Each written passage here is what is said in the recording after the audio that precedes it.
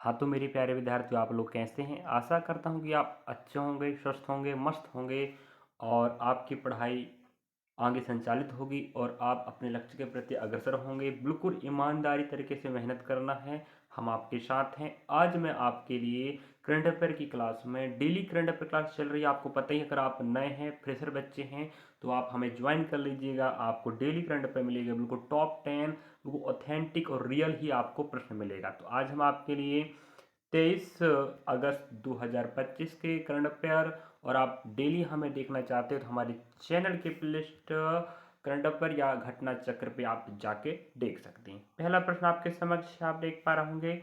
NASA, आपको पता है नासा ये अमेरिका का अंतरिक्ष एजेंसी है। ने यूरोपा, क्या नासा ने यूरोपा के 29वें चंद्रमा की खोज की, जिसका नाम S/2025 U1 रखा है। तो ये भी आपके लिए बहुत महत्वपूर्ण रहा। चलिए, तो इस चीज को याद रखें, अमेरिका का अंतरिक्ष एजेंसी नासा ने एक चंद्रमा की 29वें चंद्रमा की खोज की है। समझा? समझे कि नहीं? हाँ, जिसका नाम क्या रखा आप समझ पा रहे होंगे। S/2025 U1। ये आपके एसएससी, बैंक, रेलवे सभी एग्जाम के लिए बहुत महत्वपूर्ण है। और हम हर दिन के प्रतिदिन के टॉप 10 प्रश्न आपको दिखाएंगे जो आपको एग्जाम में काम देगा। अगला प्रश्न, भारत सऊदी अरब ने समुद्री सहयोग बढ़ाने के लिए संयुक्त कार्य समूह का गठन किया है। क्या समझे आप? भारत और सऊदी अरब जो देश हैं, आपस में समुद्री सहयोग बढ़ाने के लिए दोनों ने संयुक्त कार्य समूह का गठन किया है। नेक्स्ट प्रश्न, भारतीय डाक ने डिजिटल इंडिया को सशक्त बनाने के लिए हेतु IT 0.2 उन्नत डाक प्रौद्योगिकी का अनावरण किया है। तो याद रखिएगा, भारत में आपको पता है डाक प्रणाली पहले भी चलती थी, अभी भी चल रही है। उस डाक प्रणाली में डिजिटल करने के लिए, डिजिटल क्षेत्र में आजकल आप पता है वही भारत डिजिटल होते चल रहा है। तो डाक सेवा में भी डिजिटल को और बेहतर मजबूत करने के लिए भारतीय डाक ने क्या किया है?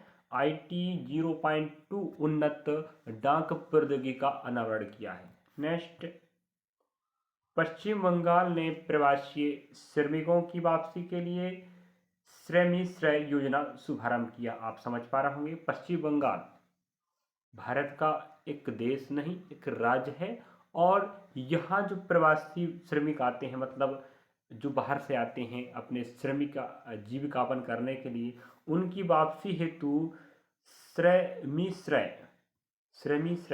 योजना का शुभारंभ किया है, जिनसे उनकी वापसी सफलतापूर्वक हो सके और वो श्रमिक के रूप में काम करके वापस जा भी सकें। शाहजहांपुर के जलालाबाद कस्बे का नाम बदलकर अब पत्ते सहपुरी कर दिया गया, नाम से जाना जाएगा।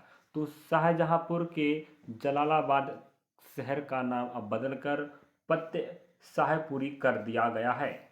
नेक्स्ट, भारत का समुद्री मछली उत्पादन 44.95 लाख टन पहुंचा। आप समझ पा रहे होंगे, भारत का जो समुद्री मछली उत्पादन है जो 44.95 लाख टन पहुंच चुका है। अगला प्रश्न आप देख पा रहे होंगे, आपके समक्ष है।